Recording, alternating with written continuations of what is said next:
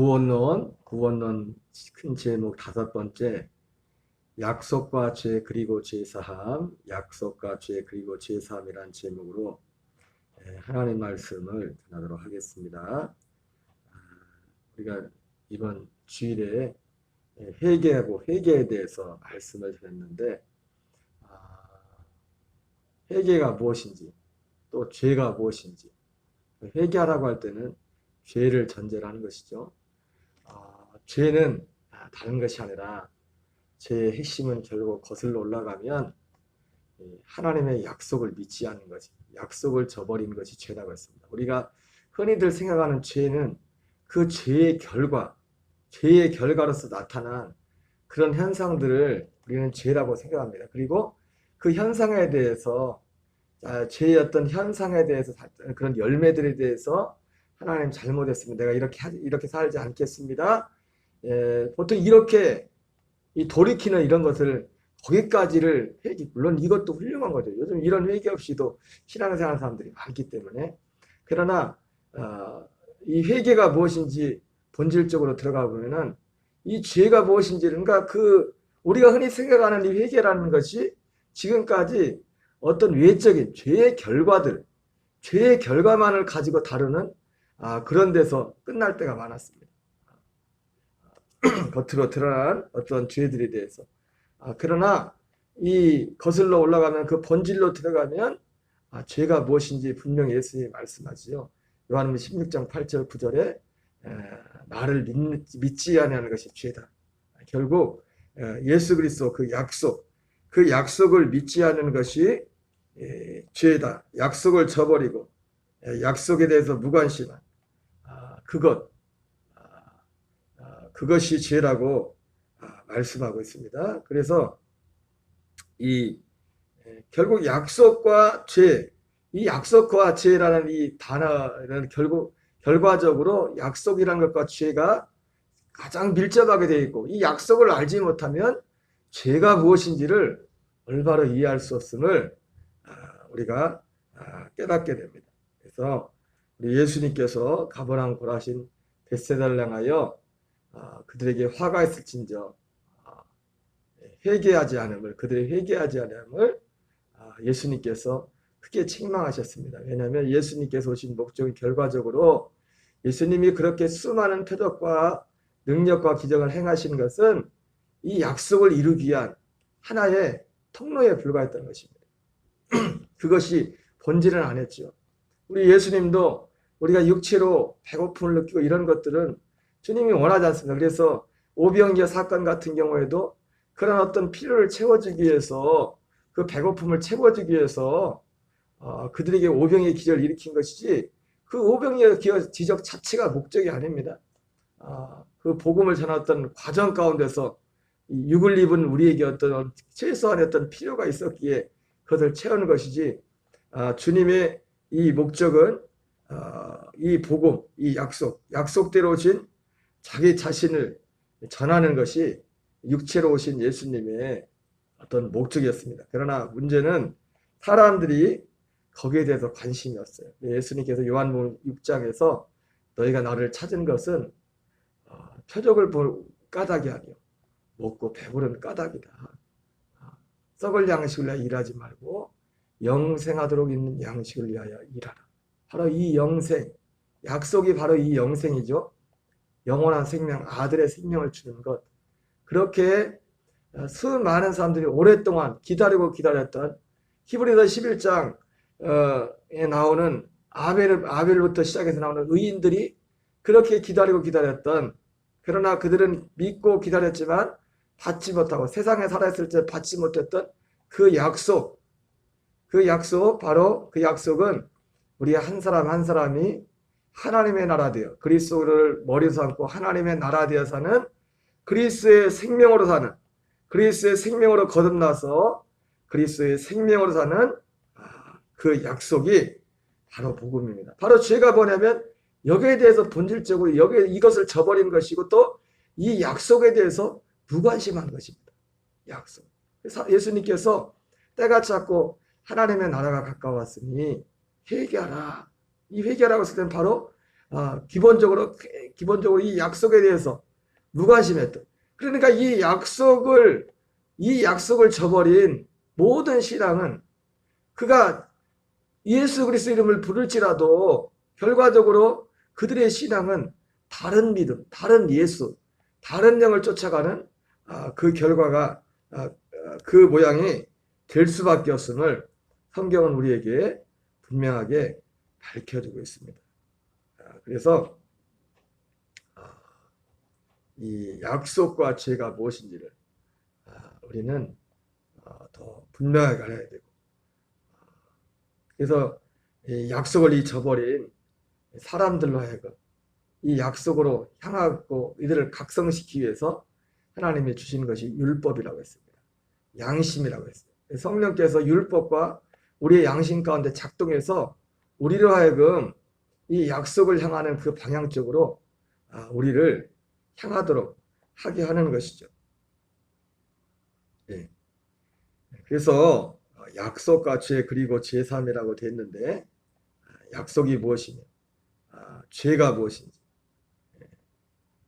그래서 이것은 예수님이 많은 기적과 표적을 행하신 목적이 오직 예수께서 이 표적을 통해서 예수께서 하나님의 아들 그리스도이심을 믿어 생명을 얻게 하기 위함이라고 했어요.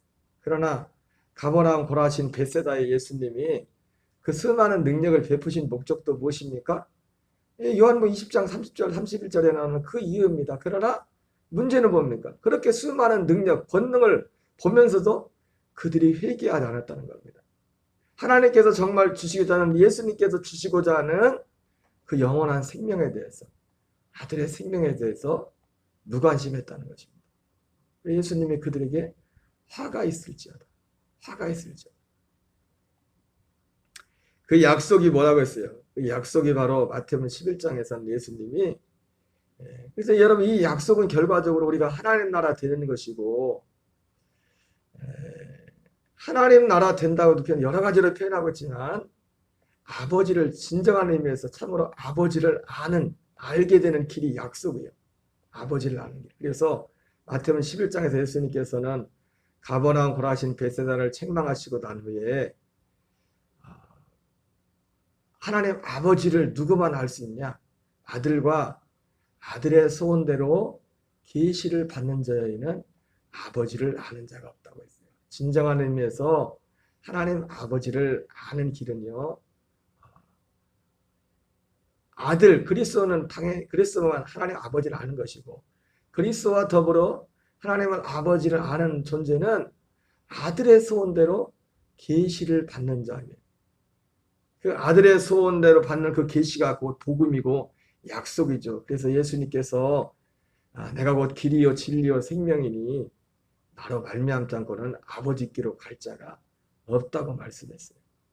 이 복음을 통하지 않은, 이 약속을 저버린 모든 것들, 이 약속을 건넜던 모든 하나님에 대한 지식은 그것이 온전할 수가 없고 미혹된 길로 갈 수밖에 없고, 하나님을 아는, 하나님이 아닌 다른 하나님, 다른 예수님을 따라갈 수밖에 없음을 보여주고 있습니다. 어쨌든 인간은 이 약속을 저버림으로 죄에 처하게 되죠. 로마서 5장에 나오는 것처럼 뒤에 나오지만, 아담으로부터 모세까지 아담과 같은 죄를 짓지 않은 모든 자들에게도 사망이 왕노릇하였나니. 그러나 문제는 뭡니까? 이들이 사망이 왕노릇함에도 불구하고 이 영이 죽어 있어서, 에베소 2장 말씀처럼 죄와 허물로 죽어 있기 때문에 그것을 인식을 하지 못하는 겁니다. 인식을. 그래서 하나님이 이 율법을 준 겁니다. 율법을 통해서 이들이 자기 자신들이 한 사람 아담과 연합된, 우리가 지지난주 말씀 전할 때 말씀을 드렸지만은, 우리 모든 인생들은 아담으로부터 모세까지 아담이 범죄하자는 모든 그 자들에게도 사망이 왕노릇한 것처럼 우리의 선택 여지와 의지와 관계없이 이 땅에 아담 이후에 태어난 모든 인생들은 그 아담의 범죄한 그 아담의 영에 연합해서 이 땅에 태어났다고 말씀을 드렸어요. 그래서 율법이란 것은 우리에게 율법을 주셔서 그 아담과 연합한 우리들의 그 실체가 어떠한가를 깨닫게 해서 여기에서 구원을 받고자 하는, 여기서 벗어나고자 하는 그런 갈망을 주게 하고, 이 갈망을 통해서 결국 어디로 보냅니까? 우리를 복음 앞으로, 우리를 복음 앞으로 이끄는데, 그 복음의 그 첫 번째 관문이 예수 그리스도의 십자가를 만나는 것이죠. 십자가를. 그래서 먼저 이 약속을 받기 전에 우리에게 이루어야 될 것이 뭐냐면 이 죄사함에 관한 문제입니다. 죄사함. 이 죄의 문제가 해결이 되어야 됩니다. 죄의 문제의 해결이라고 하면은 결과적으로 그 믿지 아니한 불신, 먼저 이 믿지 않은 믿음을, 이 약속을 저버림에 대한 그 저버린 데서 회개하고 돌이켜서 약속을 받아보는 것이죠.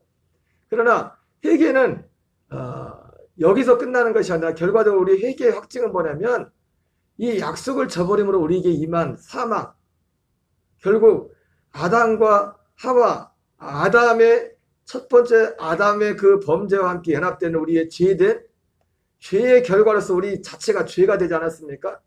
그 죄의 흉악의 결박을 끊는 것입니다. 그 흉악의 결박을 끊는 거기까지가 엄밀한 회개고, 그 결박을 끊는 그 시점부터 죄사함의 역사가 우리에게 임하게 되는 것입니다.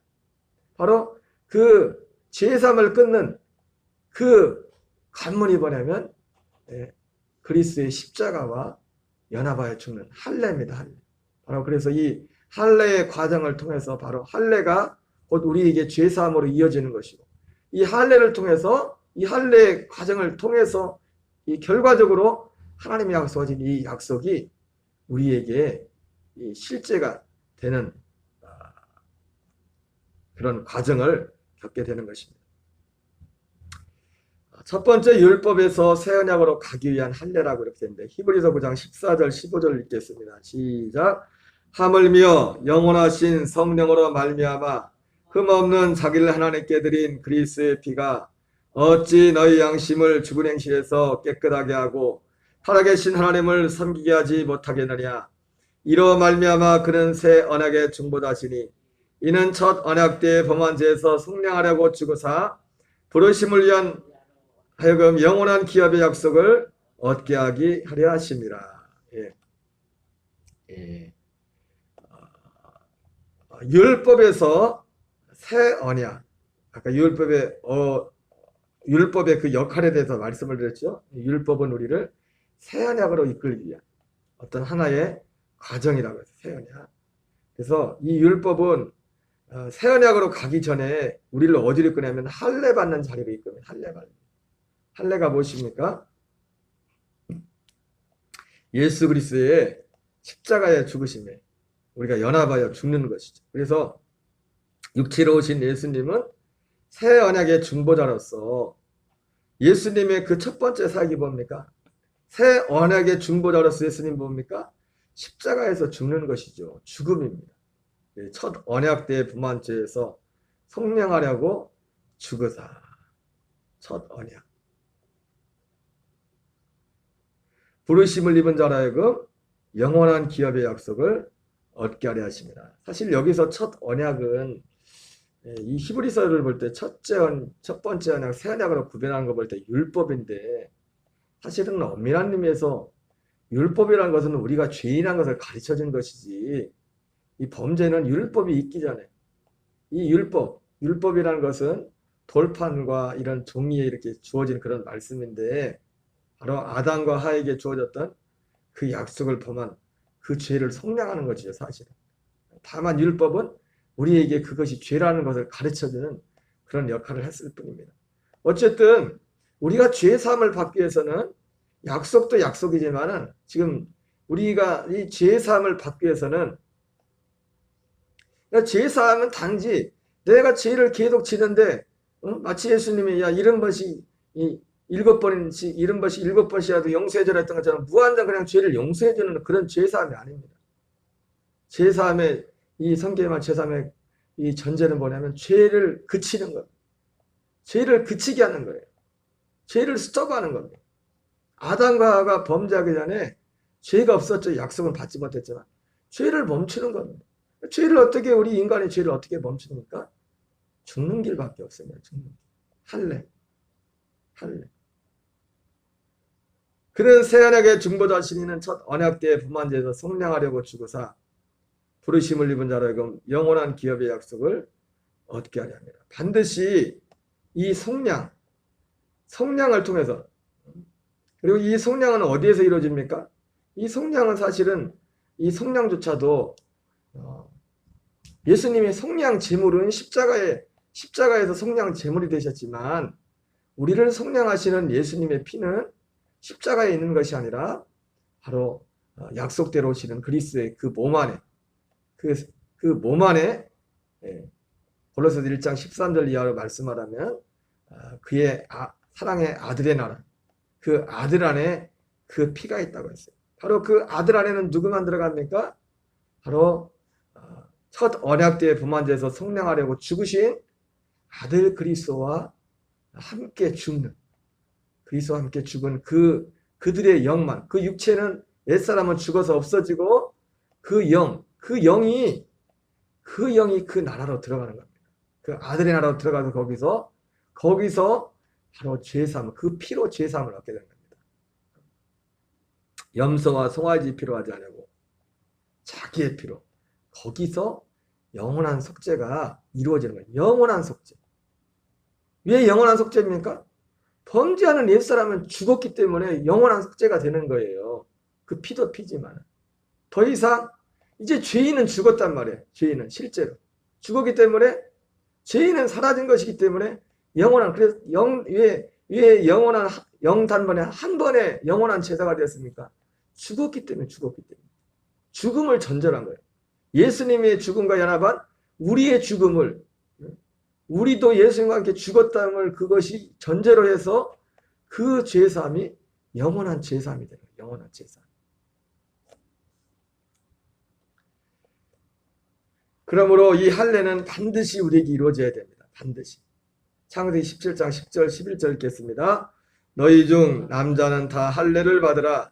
이것이 나와 너희와 너희 후손 사이에 지킬 내 언약이니라. 너희는 포피를 베어라. 이것이 나와 너희 사이에 언약의 표징이니라. 여러분, 우리는 포피를 베어야 될 줄을 믿습니다. 할례를, 마음에 할례를 받아야 돼요. 이것이 언약의 표징입니다. 그럼 우리에게 이 할례가 어떻게 임합니까? 할례도 믿음과 의, 아브라함이 믿고 난 뒤에 믿음을 의로하고 그 위에 할례가 맺는데, 우리가 이 약속을 믿었다고 바로 우리에게 할례가 이루어지는 건 아닙니다. 그러나 어떠한 과정을 통해서 너희는 포피를 베어라 그랬죠. 포피를. 우리의 마음에 어떻게 그리스도와 함께 십자가에 못 박혀 죽는 이런 역사가 실제가 됩니까? 그것은 마치 존 웨슬레 목사님이 피터 벨러 목사님으로부터 이 복음에 대한 새로운 그 가르침을 받고 난 후에 그가 이해는 되지만 믿어지지 않았다고 고백했을 때 피터 벨러 목사님께서 믿어지지 않아도 믿어질 때가 다가간다는데 전해라. 그리고 믿어지면 계속해서 전하려 했던 것처럼 우리가 이 약속을 정말 믿고 인정하고 그것이 되게 이루어지기를 원하는 마음으로 이 약속의 말씀에 늘 노출돼서 사마음으로, 그러니까 우리가 포피를 베는 것은 기본적으로 우리의 이런 믿음의 행위가 따라야 됩니다. 우리의 믿음의 행위는 다른 것이 아니에요. 베드로 사도가 말했던 것처럼 영생의 말씀이 주께 있으니 내가 네게로 가오리까.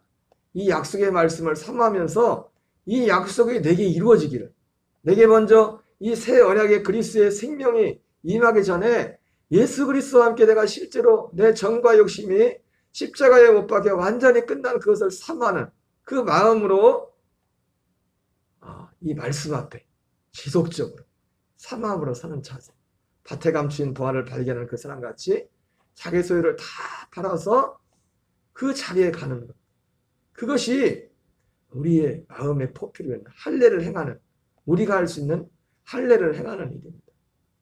바로 이것이 있는 사람, 이 할례가 있는 사람들에게 새 언약이 이루어진다는 겁니다. 할례를 전제로 해서 할례가 이루어진 자에게만 그리스도의 그 생명으로 거듭나는 그런 역사가 있는 겁니다. 그래서 이것을 언약의 표징이라, 약속의 증표다.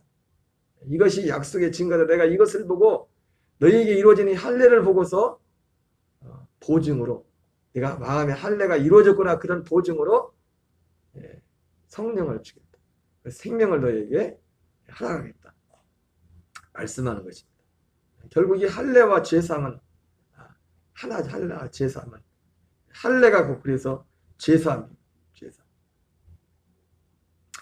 세례 요한의 할례와 예수님의 할례의 차이가 이거예요. 세례 요한도 제사함을 받게 하는 회개를 전파했죠, 그죠? 그러나 세례 요한이 전파했던 회개는 그게 영원한 회개가 되지, 영원한 죄사함도 되지 않고, 왜? 옛사람을 처리하는 길이 없어요, 세례 요한한테는. 그러나 예수님이 전파한 회개는 세례 요한이 전파한 죄사함을 얻게 하는 회개와 다른 게 뭡니까? 죄사함도 질이 다른 겁니다. 세례 요한 때까지는 죄를 지면 또 가서 죄를 용서받고 또 가서 죄를 또 계속 죄인으로 왔다 갔다 죄인으로서 계속 하나님 앞에 나갔어요. 그러나 예수님이 약속한 죄사함은 뭡니까? 죄인에서 그 죄사함을 통과해서 하나님의 아들이 되는 신분이 바뀌는 겁니다. 아들의 영을 받게 되는 거죠.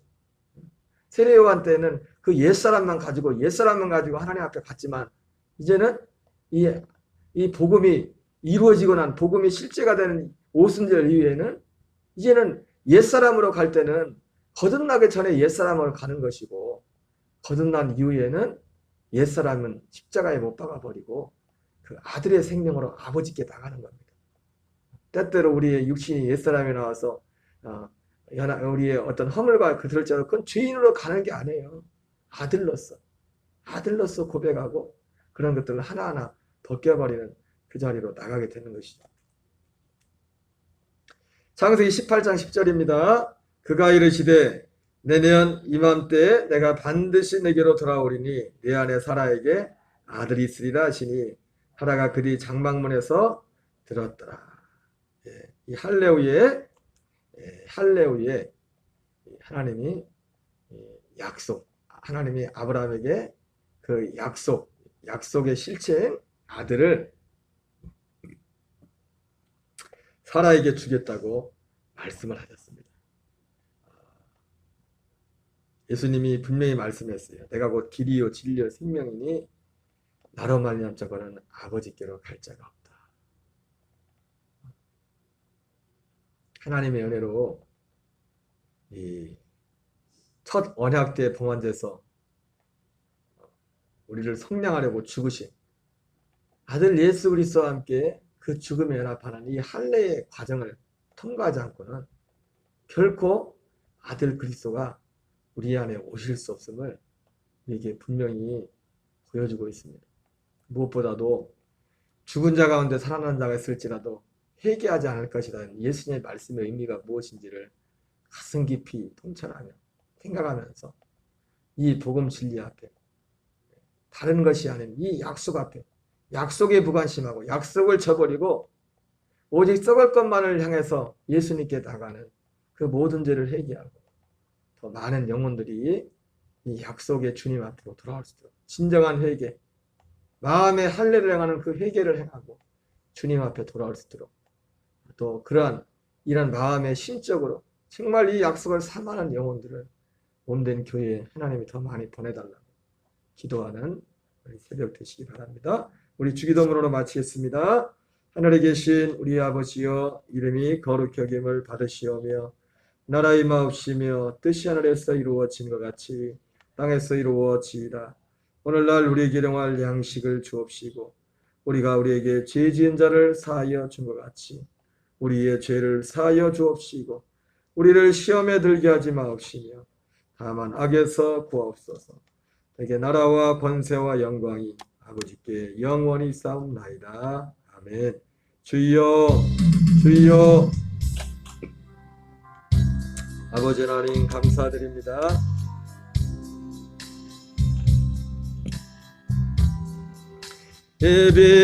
예배하리라 가서 너희를 위하여 저 썰을